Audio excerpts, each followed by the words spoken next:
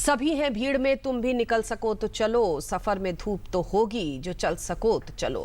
प्रधानमंत्री ने कुछ इस अंदाज में अपनी बात आज रखी कि विरोधियों को जवाब भी मिल गया और सभी को सरकार के काम में सहयोग करने की नसीहत भी दे डाली। प्रधानमंत्री नरेंद्र मोदी ने बुधवार को राज्यसभा में राष्ट्रपति के अभिभाषण पर चर्चा का जवाब दिया।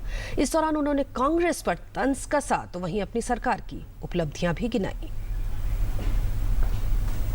प्रधानमंत्री नरेंद्र मोदी ने बुधवार को राज्यसभा में जब राष्ट्रपति प्रणब मुखर्जी के अभिभाषण पर चर्चा का जवाब देना शुरू किया तो सबसे पहले उन्होंने सदन चलाने के लिए विपक्ष का धन्यवाद किया और कहा कि उन्हें इस बात की खुशी है कि सभी सदस्यों ने राष्ट्रपति की बात मानी।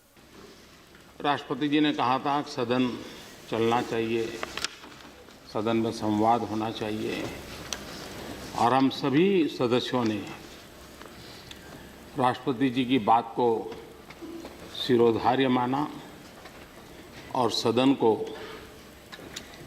बहुत ही सुचारू रूप से सबने मिलाकर के चलाया। और इसके लिए मैं विशेष रूप से विपक्ष के सभी बंधुओं का आभार व्यक्त करना चाहूँगा कि उन्होंने इस काम को आगे बढ़ाया। जीएसटी बिल की चर्चा करते हुए पीएम ने कहा कि देश को जीएसटी बिल का इंतजार है। उन्होंने राज्यसभा के सभी सदस्यों से अनुरोध किया कि वो अटके पड़े बिलों को पास कराने में मदद करें और देश में तेजी से होते विकास में अपना योगदान दें।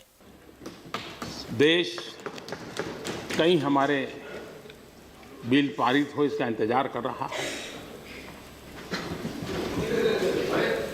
जीएसटी की चर्चा हो रही है, बाकी बिल की मैं चर्चा नहीं कर रहा हूं, लेकिन बहुत बड़ी मात्रा में इन सारे जो पेंडिंग बिल हैं, इस बार सदन चल रहा है, एक अच्छे माहौल में चल रहा है, तो हम इन चीज़ों को अगर पारित करें तो देश को गति देने में ये महाजनों का ग्रोह है, वरिष्ठों का ग्रह है, वो बहुत बड़ा रोल प्ले कर सकता है।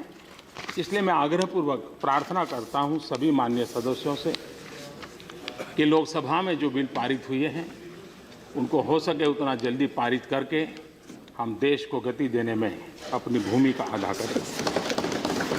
पीएम ने कांग्रेस को निशाना बनाते हुए कहा कि मृत्यु को एक ऐसा वरदान है कि मृत्यु कभी बदनाम नहीं होती और कांग्रेस के पास भी ऐसा ही वरदान है।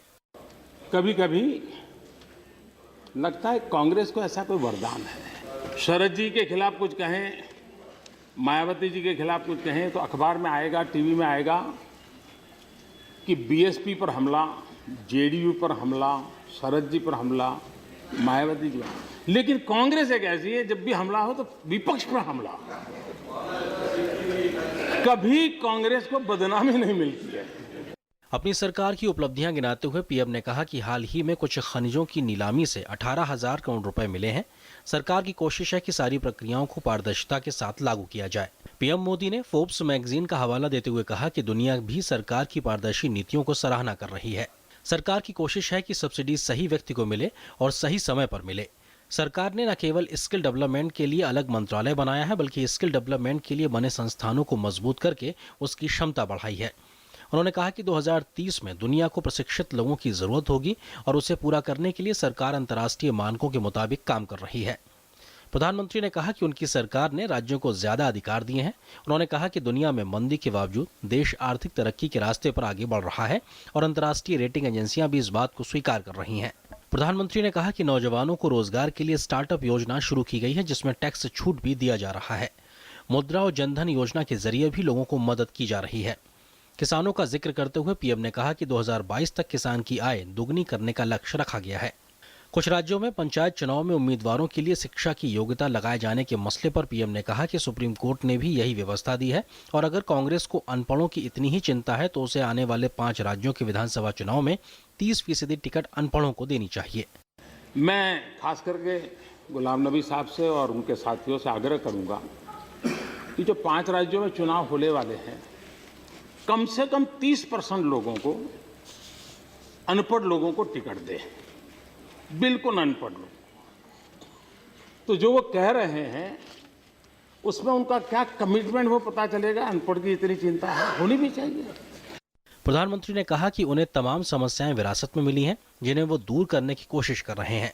पीएम ने अपने भाषण का अंत मशहूर शायर निदा फाजली के इस शेर के साथ किया। मुझे गिरा के तुम संभल सको तो चलो। यही है जिंदगी, यही है जिंदगी। कुछ ख्वाब, चंद उम्मीदें, इन्हीं खिलौने से तुम भी बहल सको तो चलो। पार्लियामेंट टीम के साथ news night desk, DD news.